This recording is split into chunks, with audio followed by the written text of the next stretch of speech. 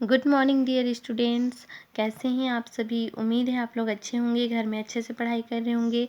Class 8 science subject में हम chapter 9 पढ़ रहे हैं बच्चों, जिसमें हम पढ़ रहे हैं प्रकाश का अपवर्तन।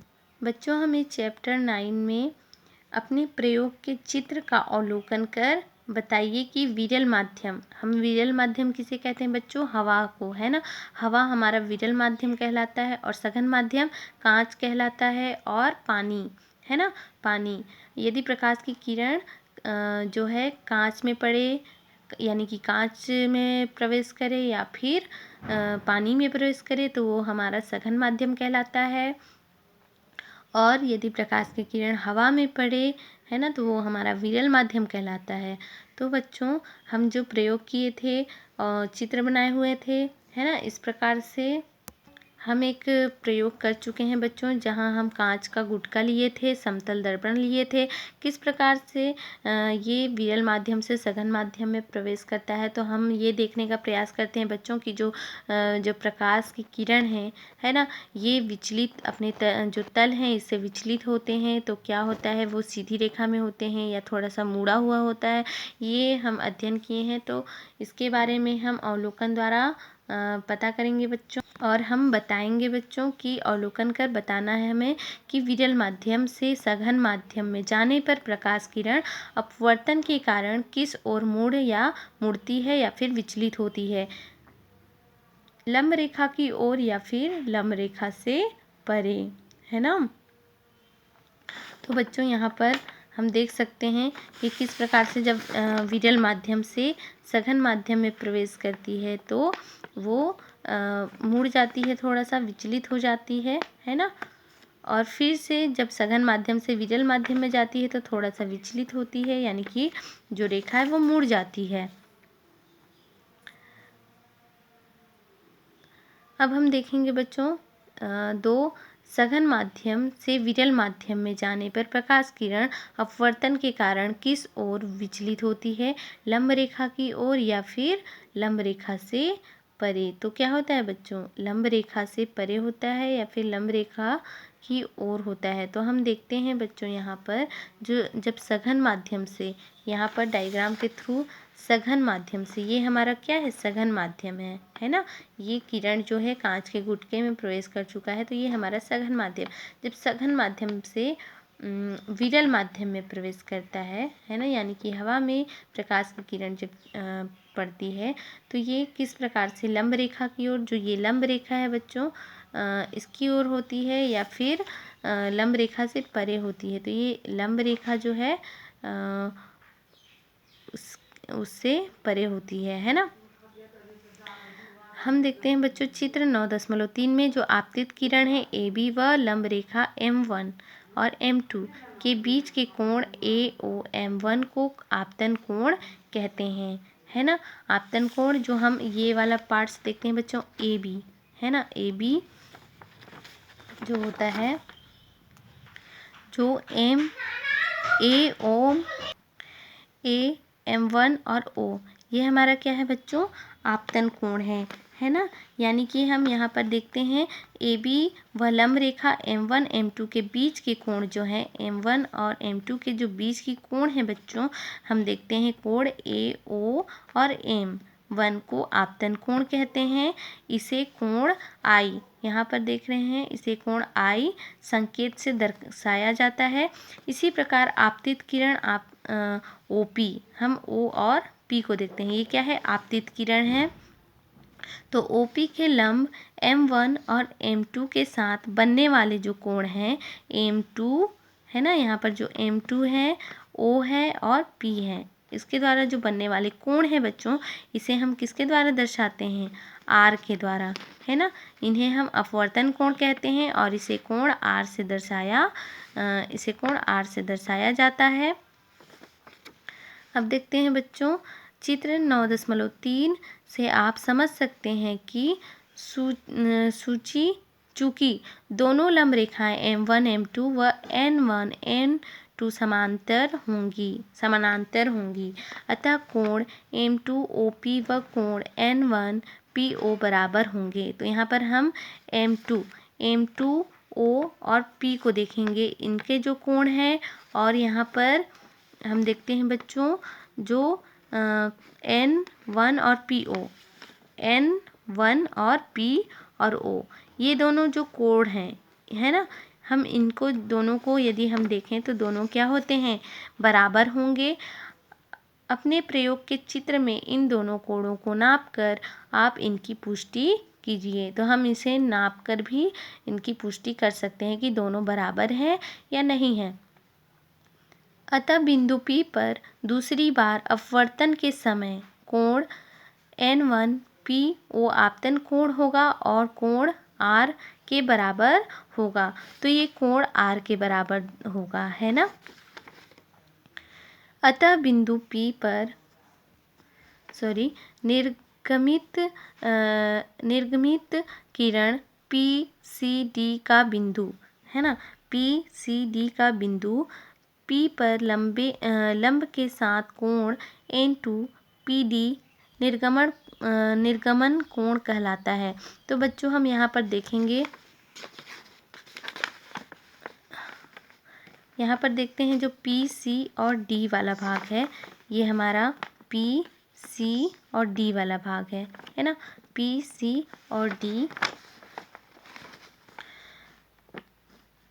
P पर ये जो बिंदु बच्चों, ये बिंदु कहाँ है, P पर लंब के साथ कोण जो N2 है और ये P बिंदु है, यहाँ पर N2 कोण है हमारा, कोण N2 और PD, P और D, N2 P और D, ये वाला जो कोण बन रहा है बच्चों, तो ये क्या कहलाता है, निर्गमन कोण कहलाता है। निर्गमन कोण कहलाता है, जिसे कोण E के संकेत से दर्शाया गया है ना। इसे E के कोण से, यानी कि E नाम देकर संकेत दिया गया है, से दर्शाया जाता है।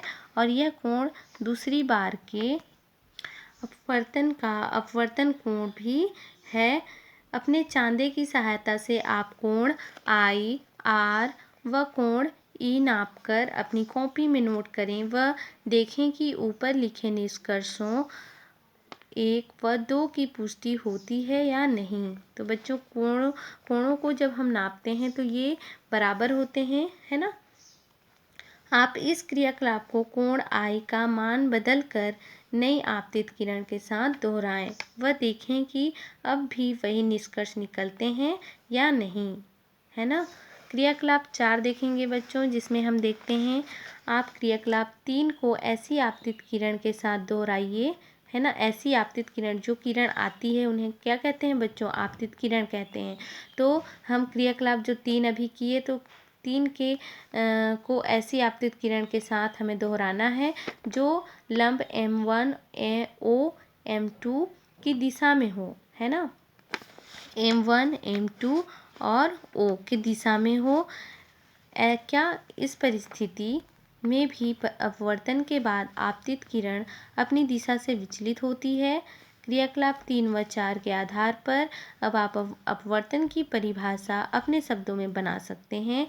अपने साथियों को से सलाह लेकर व शिक्षक की मदद से अपवर्तन की परिभाषा अपने शब्दों में लिखिए। तो बच्चों क्या होता है, हम इसके द्वारा स्वयं से भी अपवर्तन की जो परिभाषा है उन्हें बना सकते हैं।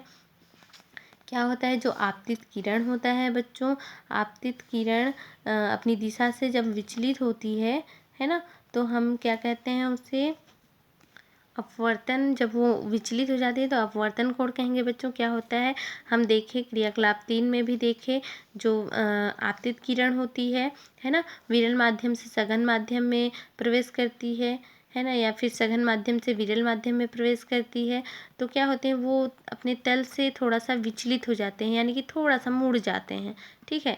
तो वह क्या कहलाता है बच्चों, अपवर्तन कहलाता है। इसे ही हम अपवर्तन कहते हैं। तो इस प्रकार से हम स्वयं भी बना सकते हैं बच्चों अपवर्तन की परिभाषा, है ना। अब हम देखेंगे 9.1.2 अपवर्तनांक देखेंगे। एक माध्यम से दूसरे माध्यम में जाने पर, है ना, माध्यम किसे कह रहे हैं बच्चों, वही विरल माध्यम से दूसरे माध्यम, है ना, विरल माध्यम में ही जाए तो वो दूसरा माध्यम नहीं कहलाएगा। विरल माध्यम से सघन माध्यम में, या फिर सघन माध्यम से विरल माध्यम में, है ना, यानी कि एक माध्यम से दूसरे माध्यम में जाने पर जो आपतित प्रकाश किरण कितनी विचलित होगी और किस ओर होगी, इसका अनुमान हम अपवर्तनांक, अपवर्तन प्लस अंक से लगाते हैं, है ना, उनके अपवर्तनांक यानी कि कितना अपवर्तन हुआ है उनमें, और जो उनके अंक हैं कितने अंक में अपवर्तन हुए हैं, तो उसे ही हम अपवर्तनांक कहते हैं, है ना। तो हम अपवर्तनांक अनुमान हम अपवर्तनांक से लगाते हैं, अर्थात अपवर्तनांक माध्यम के प्रकाशीय घनत्व को व्यक्त करने वाली एक संख्या है ना। जो अपवर्तनांक है माध्यम के जो प्रकाशीय घनत्व है बच्चों, उस घनत्व को व्यक्त करने वाली एक संख्या है।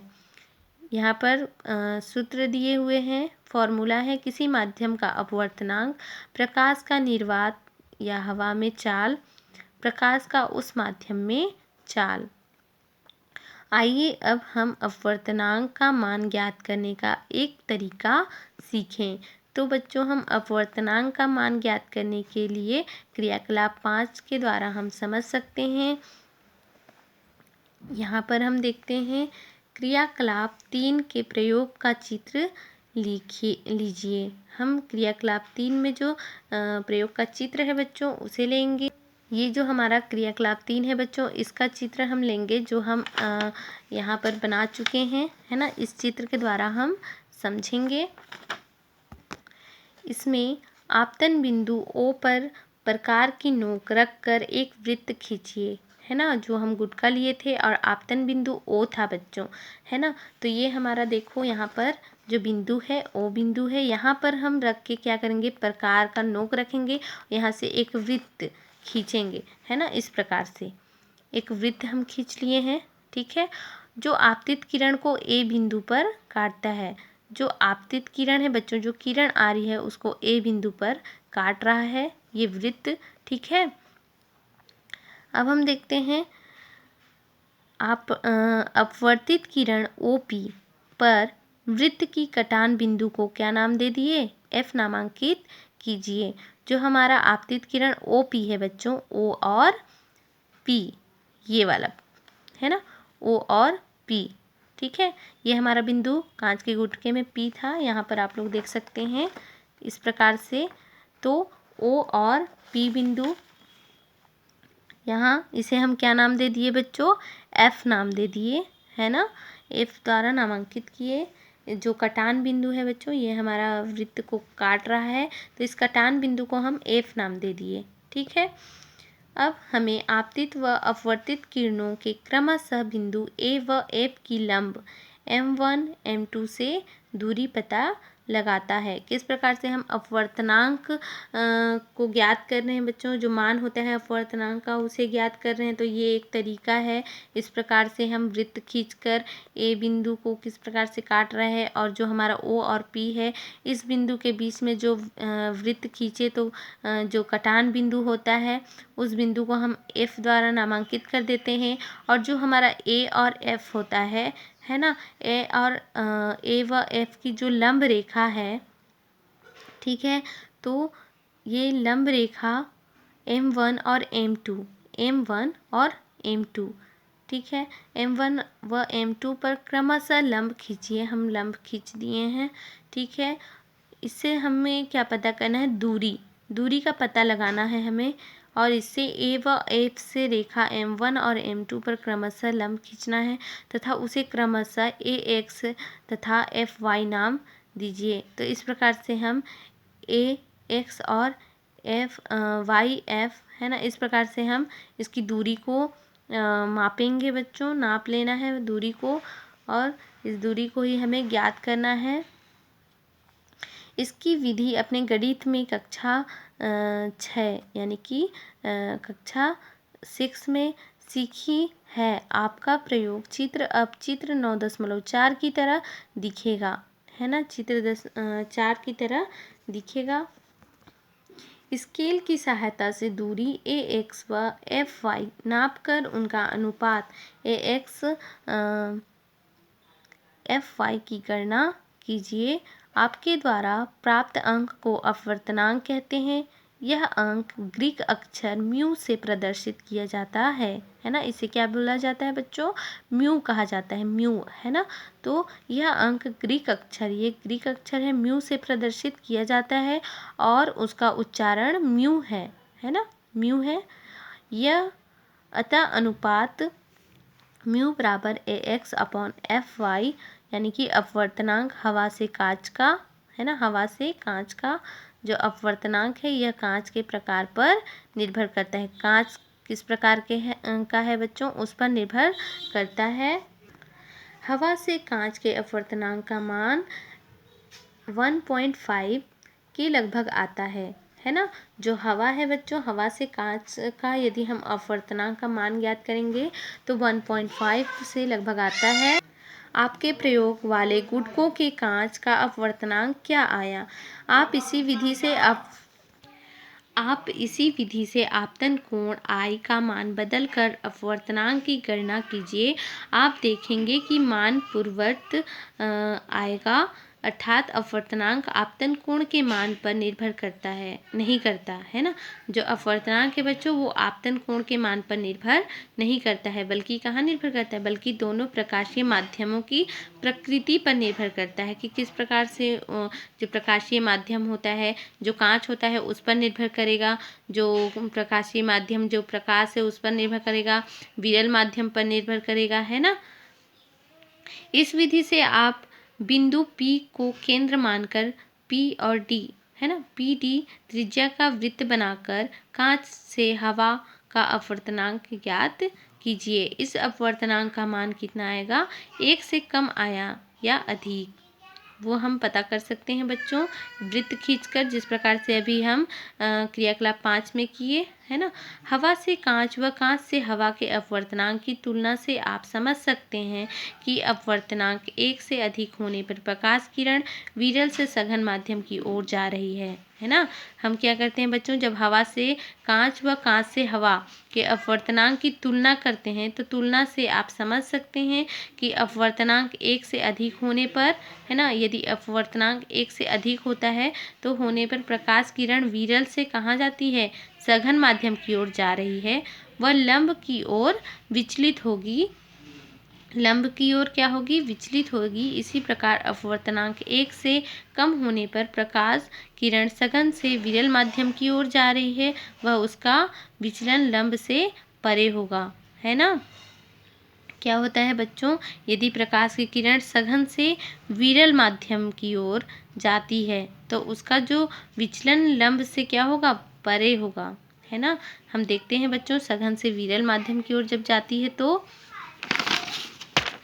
यहाँ देखिए ये सघन से विरल माध्यम की ओर जाती है तो क्या होता है बच्चों, लंब से ये परे होगा, है ना।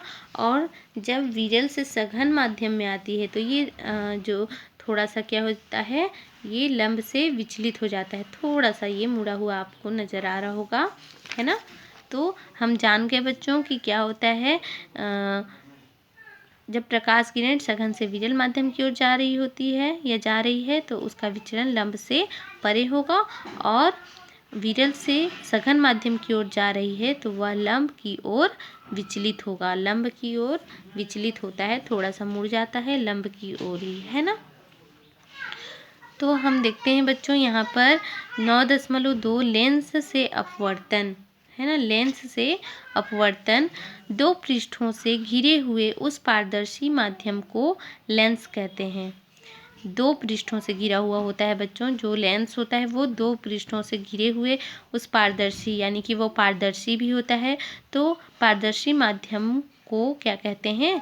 लेंस कहते हैं, जिसका एक पृष्ठ कैसा होता है? गोलीय होता है, तथा दूसरा पृष्ठ गोलीय या फिर समतल होता है ना। लेंस मुख्यतः 2 प्रकार के होते हैं, फर्स्ट उत्तल लेंस और सेकेंड अवतल लेंस। तो हम यहाँ पर उत्तल लेंस कैसा होता है, अवतल लेंस कैसा होता है, इसके बारे में देखेंगे। तो यहाँ पर है बच्चों उत्तल लेंस। यह लेंस बीच में मोटे तथा किनारे पर पतले होते हैं। जो उत्तल लेंस होते हैं बच्चों वो बीच में कैसे होते हैं? मोटे होते हैं और किनारे पर पतले होते हैं। ये लेंस किरणों को अभिसरित किसी बिंदु पर केंद्रित।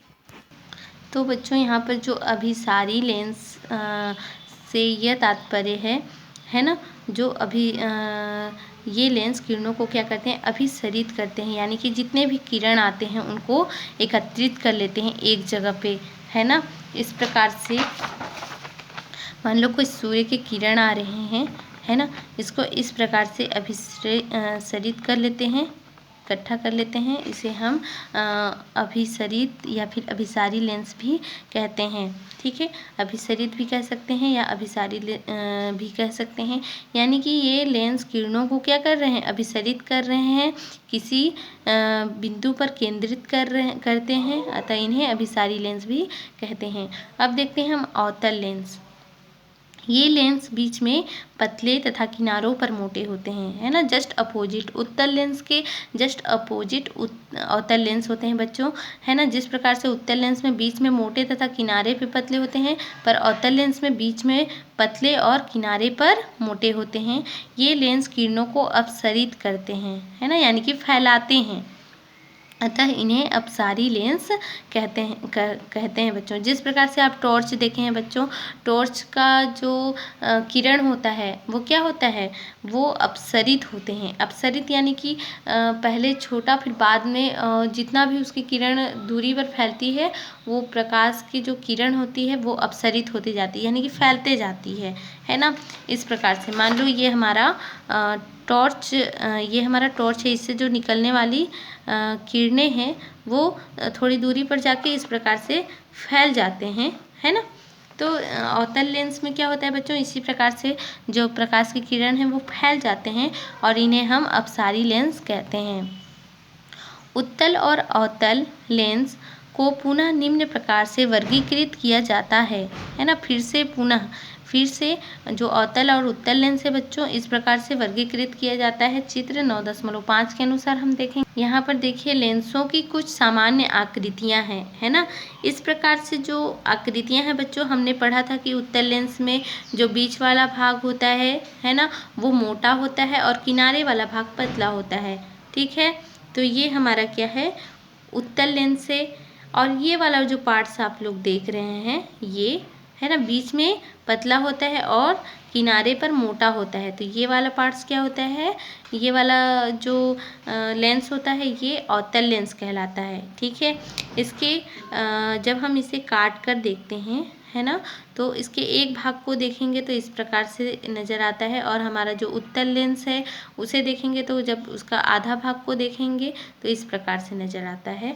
तो इस जो उत्तल लेंस है और अवतल लेंस है, तो आप लोग जान चुके होंगे कि अवतल लेंस किस प्रकार से इनके जो बीच के पार्ट्स होते हैं वो पतले होते हैं और किनारे के भाग मोटे होते हैं, और हमारा जो उत्तल लेंस है वो बीच के भाग मोटे होते हैं और किनारे के भाग पतले होते हैं, है ना। तो हम ये भी देखे थे बच्चों, जो लेंस होता है वो 2 पृष्ठों से बना होता है ना। पहला पृष्ठ गोलीय होता है और सेकेंड पृष्ठ जो है वो भी गोलीय या फिर समतल हो सकता है। 9.4.1 लेंस से संबंधित कुछ परिभाषाएं हैं, जैसे मुख्य अक्ष लेंस के दोनों ओर गोलीय पृष्ठों के वक्रता केंद्रों को मिलाने वाली रेखा को मुख्य अक्ष कहते हैं। यहाँ पर क्या बताया जा रहा है बच्चों, जो मुख्य अक्ष लेंस के दोनों गोलीय पृष्ठ है ना, दोनों जो गोलीय पृष्ठ है बच्चों, तो पृष्ठों के जो वक्रता केंद्र है, वक्रता केंद्रों को मिलाने वाली रेखा को हम क्या कहते हैं, मुख्य अक्ष कहते हैं। चित्र 9.6 में C1 और C2 मुख्य अक्ष है ना। चित्र 9.6 का हम देखते हैं मुख्य अक्ष C1 और C2 ये हमारा मुख्य अक्ष है। ये क्या कर रहे हैं, वक्रता केंद्र को मिलान कर रहे हैं। वक्रता केंद्र को मिलाने वाली रेखा को जो ये मिला रही है, उसी रेखा को हम मुख्य अक्ष कहते हैं। ठीक है बच्चों, अब हम देखते हैं सेकेंड, प्रकाश केंद्र। यह लेंस का केंद्र है ना। प्रकाश केंद्र यह लेंस का केंद्र है जिसमें से प्रकाश बिना मुड़े गुजर जाता है ना। यह लेंस यह लेंस का केंद्र है, ये प्रकाश केंद्र, जिसमें बिना मुड़े क्या हो रहा है, इसमें प्रकाश बिना मुड़े गुजर जाता है ना। अवतल लेंस में भी देखिए और उत्तल लेंस में भी बिना मुड़े ये प्रकाश गुजर जा रहा है ना। यह प्रकाश केंद्र है। और हम थर्ड देखते हैं बच्चों, मुख्य फोकस। मुख्य अक्ष के समानांतर आने वाली किरणें लेंस से निकलने के बाद, है ना, मुख्य फोकस, मुख्य अक्ष के समानांतर आने वाली किरणें लेंस से निकलने के बाद मुख्य अक्ष के जिस बिंदु पर मिलती है उत्तल लेंस के संदर्भ में या मिलती हुई प्रतीत होती है अवतल लेंस के संदर्भ में मुख्य फोकस कहलाता है। चित्र 9.9 में हम देखेंगे बच्चों, यहाँ हम चित्र 9.9 में देखते हैं, यहाँ पर उत्तल लेंस और अवतल लेंस दिया हुआ है।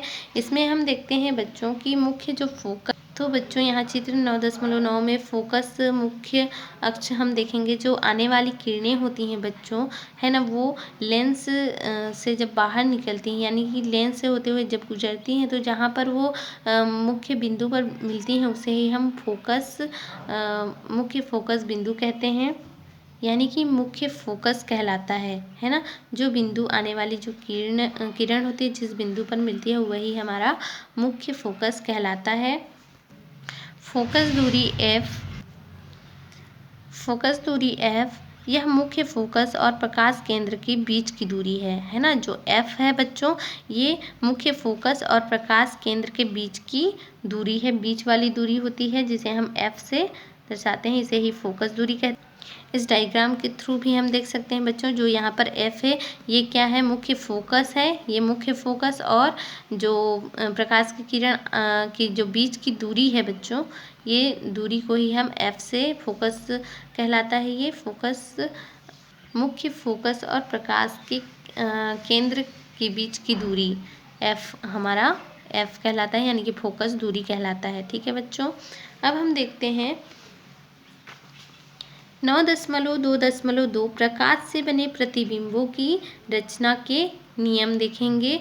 इसमें हम देखेंगे जो किरण प्रकाश केंद्र से होकर जाती है ना, जो भी किरण प्रकाश केंद्र से होकर जाती है वह बिना विचलन के सीधी चली जाती है। चित्र 9.8 में हम देखेंगे प्रकाश केंद्र से होकर किरण का निकलना, किस प्रकार से प्रकाश की किरण आ रही है, और ये जो प्रकाश केंद्र से है ना, इसे हम क्या कहेंगे, जो प्रकाश का ये केंद्र बिंदु कहलाएगा बच्चों। केंद्र से होकर बिना विचलन के ये सीधी चली जाती है। ठीक है, यहाँ अवतल लेंस में भी किस प्रकार से प्रकाश की केंद्र सीधे निकल रही है बच्चों, प्रकाश केंद्र से होकर गुजर रही है, और ये विचलन के सीधी चली जाती है विचलन से।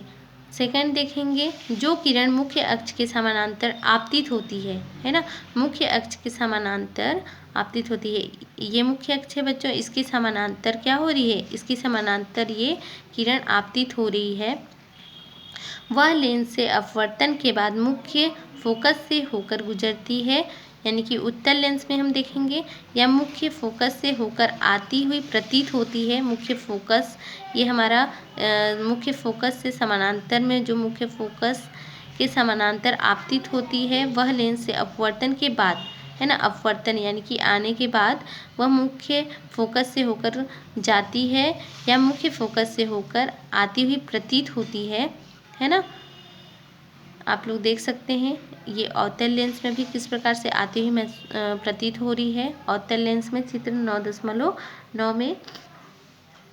अब हम देखेंगे जो किरण मुख्य फोकस से होकर आपतित होती है, जो किरण मुख्य फोकस, ये हमारा मुख्य फोकस है बच्चों, है ना, इससे क्या होती है, आपतित होती है, मुख्य फोकस से होकर आपतित होती है उत्तल लेंस में, या मुख्य फोकस की दिशा में आपतित होती है, मुख्य फोकस की दिशा में क्या हो रही है, दिशा में आपतित हो रही है अवतल लेंस में। वह किरण अपवर्तन के पश्चात, है ना, यहाँ पर हम अवतल लेंस में देखेंगे जो फोकस दिशा में आपतित हुई, ये हमारा फोकस दिशा है, वहाँ पर आपतित होती है तो वह किरण अपवर्तन के पश्चात मुख्य अक्ष के समानांतर हो जाती है। वह किरण मुख्य अक्ष के समानांतर इस प्रकार से समानांतर हो जाती है। हम देख रहे हैं मुख्य फोकस से या उसकी दिशा में होकर गुजरना। यहाँ पर आप डायग्राम के थ्रू देखेंगे अच्छे से। जो किरण मुख्य फोकस से होकर आपतित होती है, जो किरण मुख्य फोकस से होकर आपतित होती है उत्तल लेंस में, या मुख्य फोकस की दिशा में आपतित होती है, अवतल लेंस में मुख्य फोकस की दिशा में आपतित होती है, वह किरण अपवर्तन के पश्चात क्या होती है? अपवर्तन के पश्चात मुख्य अक्ष के समानांतर हो जाती है। ये हमारा मुख्य अक्ष है, इसके समानांतर हो जाती है। लेंस के बारे में जानकारी प्राप्त कर लेने के पश्चात आइए इनसे संबंधित कुछ क्रियाकलाप करें। तो बच्चों क्रियाकलाप 6 हम नेक्स्ट वीडियो में पढ़ेंगे। बच्चों ये आप लोगों का होमवर्क है। ये 9.2.2 लेंस से बने प्रतिबिंबों की रचना के नियम आप लोगों को बताने हैं। ये फर्स्ट नियम, सेकेंड नियम और ये थर्ड नियम। इन्हें आप लोगों को लिखना भी है और इन तीनों डायग्राम को आप सभी को बनाना भी है। ये आप लोग होमवर्क में बनाकर मेरे नंबर पे सेंड करेंगे। ठीक है बच्चों, बाय बाय, टेक केयर।